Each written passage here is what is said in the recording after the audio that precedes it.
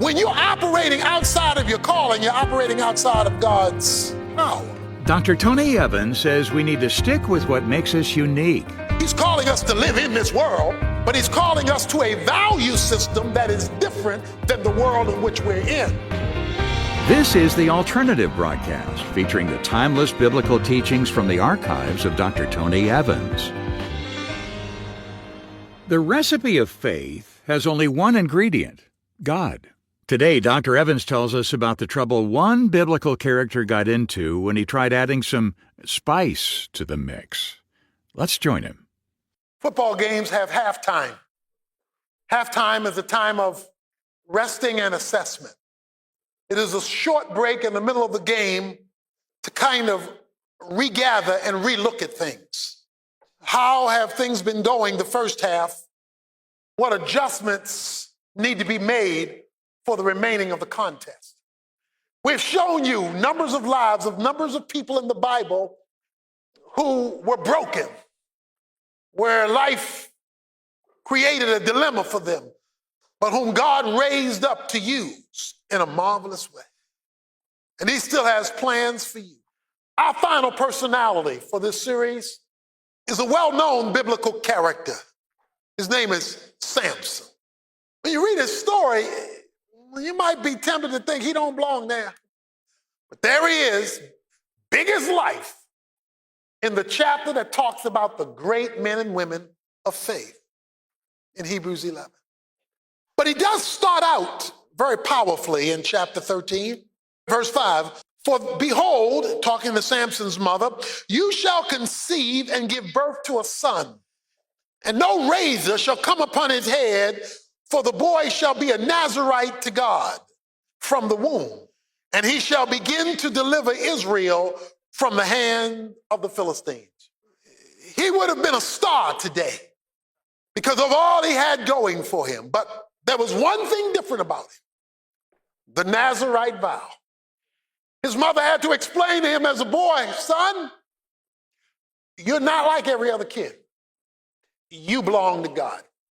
And God said, I want him to carry out my purpose. What was that purpose? Well, it said in verse 5 that his purpose was to deliver Israel. That's what the judge was supposed to do. He was supposed to deliver Israel from their enemy. In other words, he had a kingdom contract, a divine assignment, because he was set apart, the Nazarite vow, to a unique purpose. Samson's road to losing his power started with a marital compromise, chapter 14.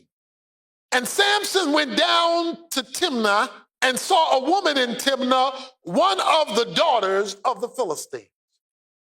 Now he starts with compromising with the Philistines by marrying outside of God's will. You see, the law was clear, and that is you were not to marry a pagan. Why? Because you would be establishing, watch this, a covenant with another God. He told his mother and father, I'm summarizing the story here, go get this woman. Go get this woman for me. His mother and father said, no, we can't do that. That's a Philistine woman. He said, I don't care. I want her anyway. So Samson marries out of God's will, which becomes the first step of confusion in his life and actually ultimately leads to his wife losing everything, including her life. From chapter 13 and 14 and 15, you'll see a number of feats of Samson that will not be our focus, where he does some amazing things. But in the meantime, he discovers he can be a player. He can be a player because he's discovered that women love Samson. In chapter 16, we read, now Samson went to Gaza and saw a prostitute there and went into her. So now he's at woman number 2. He's got a great feat going on here because the Philistines find out he's in town in the red light district, and they descend on him. And this Herculean guy, he lifts up the doors of or the gates of the city. Now, it's not like backyard gates. These are the gates that you let caravans through and stuff. This is not humanly possible for one man to do, and takes them 40 miles, making the land of Philistine vulnerable. And then he meets Delilah. That word Delilah means delicate, soft to the touch. But remember, he's a player. Because verse 4 says, and it came about that he loved the woman in the valley of Sorek, whose name was Delilah. The Philistines, it goes on to say, or Philistines, however you want to pronounce it, talk to Delilah and say, Samson is hooked on you, and we will give you enough money to retire if you will locate the secret of his strength. Because this man is wreaking havoc with us, and we got to deal with him, but we don't know what his secret is. And since we can't find it out, we know what love's got to do with it. We know you can work that thing because you done messed up his mind. So she goes to him and she says, time number one, what's your strength? Well, remember, Samson likes to play games. He likes riddles and stuff. And so he tells her his strength is something that it's not. And she says, hey, the Philistines are on you. And he jumps up and he's obviously lied to her. She says, time number two. Come on, you messing with me. What makes you so strong, honey? He lies to her again. Wrong again. Third time, same thing happens. Now we get to time number 4. Verse 15. Then she said to him, how can you say I love you? Oh, she's working it now. How can you say I love you when your heart's not with me? You don't love me. You never loved me. You just said you loved me. You have deceived me these 3 times and have not told me where your great strength is. If you love me, how are you going to have a secret from me? It came about when she pressed him daily. The word there, nagging. Any man in here been pressed daily? So she constantly berates him day after day and urged him so that his soul was annoyed to death.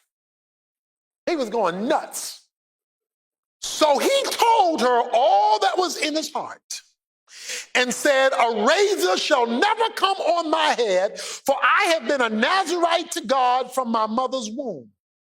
If I am shaved, then my strength will leave me, and I will become weak, and I will become like other men. Now, what's the implication? I'm not like other men. When Delilah saw, verse 18, that he had told her all that was in his heart, she called the lords of the Philistines, saying, come up once more, for he has told me all that was in his heart. And the lords of the Philistines came to her and brought the money and put it in her hands. And called for a man, and he shaved off the 7 locks of his hair. Then she began to afflict him, and his strength left him. Now the power is not in his hair. The power is in the Spirit of the Lord coming upon him. That's why I read that earlier. The Spirit of the Lord came upon him. But the power was represented by his hair, because his hair was the symbol of his vow, and his vow was his dedication to God. So when he lost his hair, he lost his vow, which means he was no longer functioning in his dedication, which means he no longer had access to power. Let's put it this way. When you're operating outside of your calling, you're operating outside of God's power.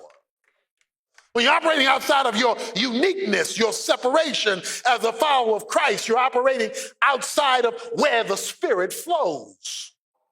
She hollers out in verse 20, the Philistines are upon you, Samson.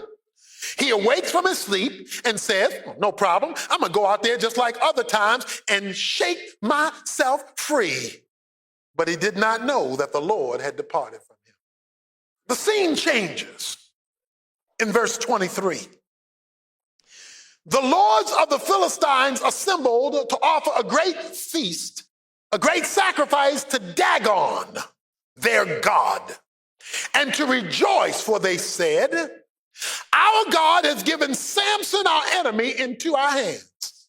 When the people saw him, they praised their God.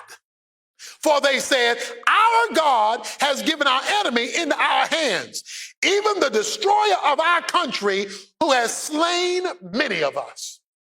They bound him with bronze chains, and he was a grinder in prison. And we're running the show in your life. Even though you were dedicated to God. Some of us in here today were dedicated, perhaps in our churches growing up, by our parents, and then we got to college and we adopted the world. And we got as blind as they were, as bound as they were, as defeated as they were, because we left our uniqueness, our Nazirite vow, our sanctification.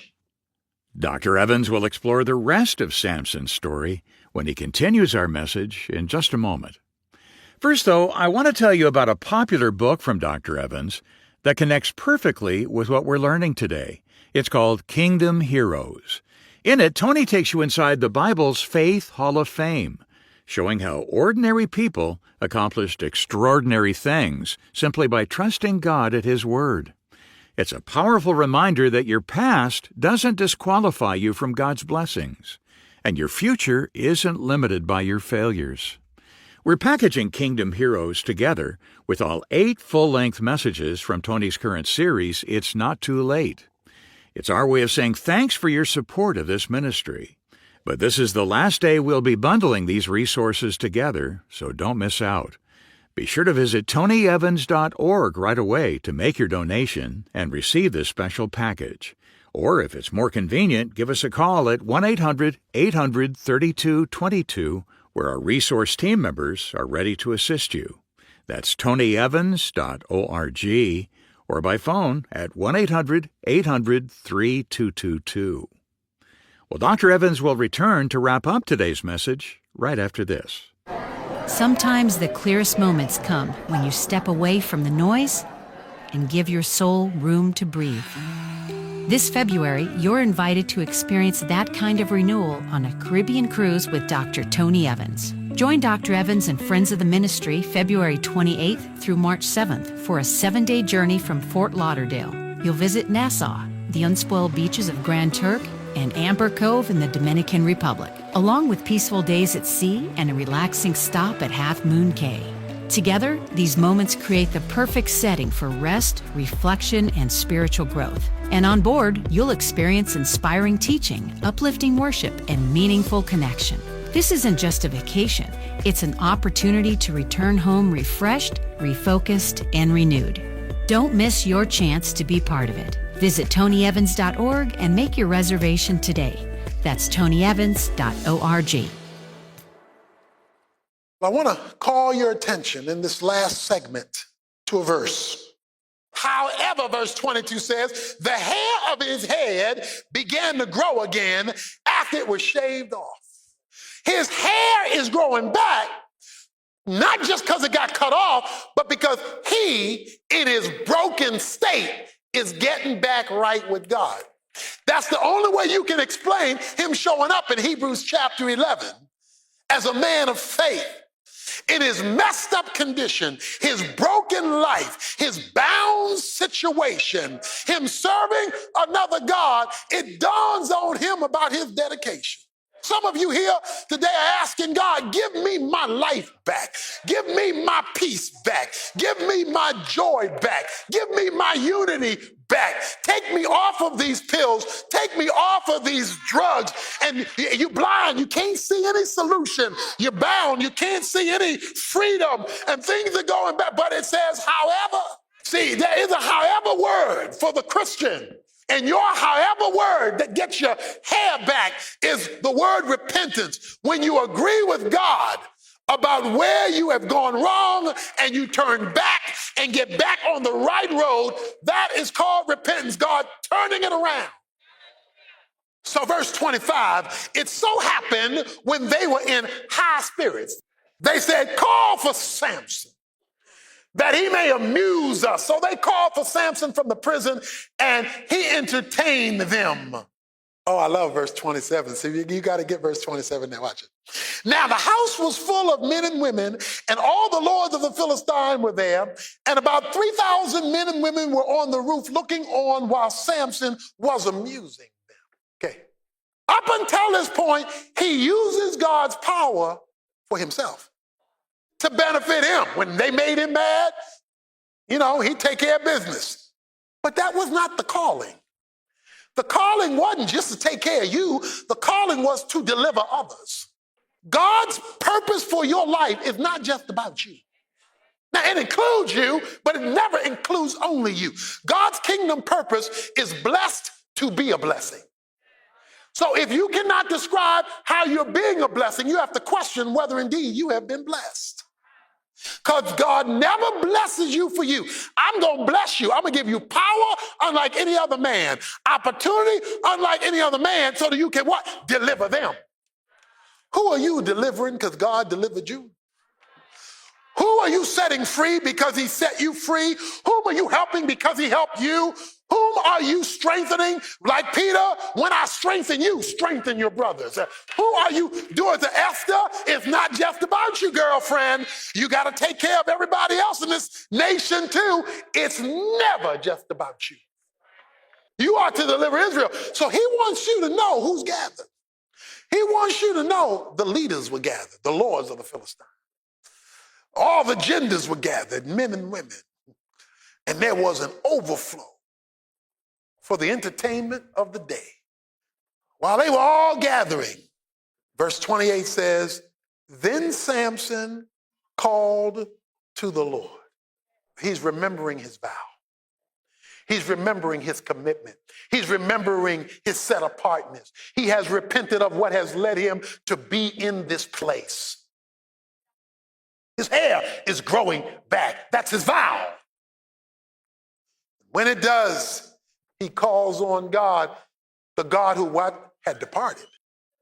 He calls on God and said, remember me and please strengthen me just this time, O God. Verse 29, Samson grasped the two middle pillars on which the house rested, braced himself against them, the one on the right hand and the other on his left. And Samson said, let me die with the Philistines. There are two interpretations of this. One, you could say, because he says, let me die with the Philistines. Or, because his hair is growing back and he's back in fellowship with God now, he could be saying something else. He could be saying what Paul said, for me to live is Christ and to die is gain. He could be saying, I want to go out of here a winner. He could be saying, I want to leave here and I'm willing to give my life to deliver my people. He could be saying, I'm willing to give everything. I'm willing to die in victory rather than live in shame. So what he says is, God, let this be my finest hour. When I close my eyes in death, let me close my eyes having won this game. Let me close my eyes not as a loser, but as a winner. Better to go to heaven earlier as a winner than later as a loser. And so he presses against the pillars. He bent with all of his might so that the house fell on the lords and all the people who were within it, so that the dead whom he killed at his death, which was for the purpose of delivering Israel, were more than those he killed in his life. Wait a minute now. He had 1,030 victories in his life. In his death, he had mega thousands of victories of those who worshiped the idol and was against the true God and were terrorizing God's people. The score wasn't even close. What am I saying? I'm saying it's not too late. I was listening to Drew Pearson talking about the Cowboy days when he was the wide receiver, and he made a statement. He was talking about Roger Staubach. And he said, there's one thing about Roger. He said, we knew as long as he was quarterbacking, the game was never over. His presence always meant to us, victory is possible. If you ever get God back in his rightful place, so your hair starts to grow, so that repentance brings you back into fellowship, you can discover that no matter what the score of your life is right now, game ain't over. Because God has a way with 2 minutes left of being able to score multiple times. At his death, it says, he did more than 19 years or 20 years worth of human effort. He did more in those final remaining moments than he had accomplished all of his life. You don't have to end the game of life a loser, even if you've lost to this point.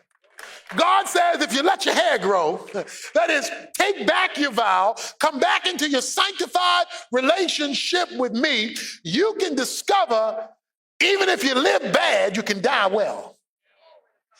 He saw his sacrifice as the ultimate deliverance of Israel. And then it closes. Then his brothers and all of his father's household came down, took him, brought him up, and buried him. It closes by saying, and he judged Israel for 20 years. And yet he shows back up in Hebrews chapter 11 as a great man of faith. Why? Because when he got back right with God, God did great things through him, even in the last 2 minutes of life. The word I want to leave you with today is, don't you give up. Don't you quit. Don't you throw in the towel. Don't you run away. Don't you say, it'll never be me. You say, but I'm blind, I'm bound. The other God is calling the shots in my life. I'm a failure, I'm defeated. All that may be true. You may be saying, but I done messed up, I done toe up, I done ruined my reputation, I done ruined, all that may be true. It was true for Samson, but he said one more time. He said, this last time, show up and show out for me. And if it costs me my life, let me go out of here with a blaze of fire for God. Don't you give up. Don't you quit, but do come home by growing your hair, coming back to your commitment, to your uniqueness, so God can let you see that the latter can be greater than the former because you've come back to him. Dr. Tony Evans talking about Samson's final comeback in the last message from his series, It's Not Too Late. Since we'll be moving on to present another series on Monday, this weekend will be your last chance to take advantage of that special resource package I mentioned earlier, Tony's popular book, Kingdom Heroes, and the 8-part audio collection, It's Not Too Late. This entire resource package is our gift to you when you make a contribution to help support Tony's ministry here on this station and others like it around the world. Be sure to visit tonyevans.org today to make your donation and get your copy of this powerful bundle of helpful resources. Or give us a call at 1-800-800-3222, where members of our team are available around the clock to help you. That's 1-800-800-3222. And one final note, outside the pulpit, you can hear Dr. Evans bringing biblical insight into conversations with special guests on his Unbound podcast. You can listen anytime on his YouTube channel or on your favorite podcast platform. You know, headlines may shift by the hour, but God's Word has already revealed where history is headed.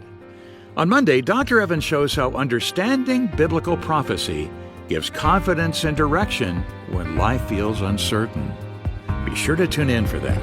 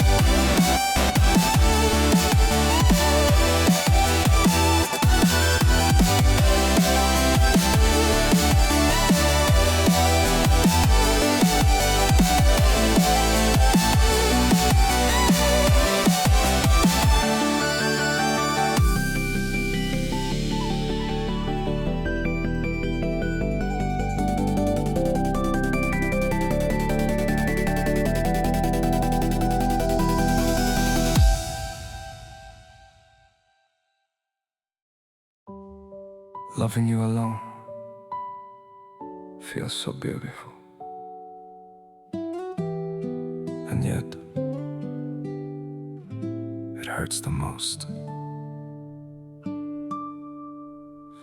You became my quiet sunrise, the dream I never dared to say. Every smile you gave so freely took my breath a little away.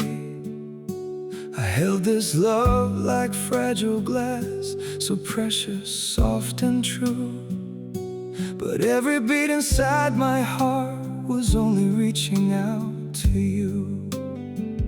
Unspoken love is sweet and painful, like honey mixed with rain. A tender hope I hold so tightly, while it slowly breaks me. Loving you from just one side now leaves my soul in silent blue. 'Cause the deeper that I fall alone, the lonelier I do. I can't blame my heart for choosing someone it could never keep. So I smile through hidden heartache and love you quietly. Unspoken love is sweet and painful, like honey mixed with rain. A tender hope I hold so tightly, while it slowly breaks me. Loving you from just one side now leaves my soul in silent blue. 'Cause the deeper that I fall alone, the lonelier I do.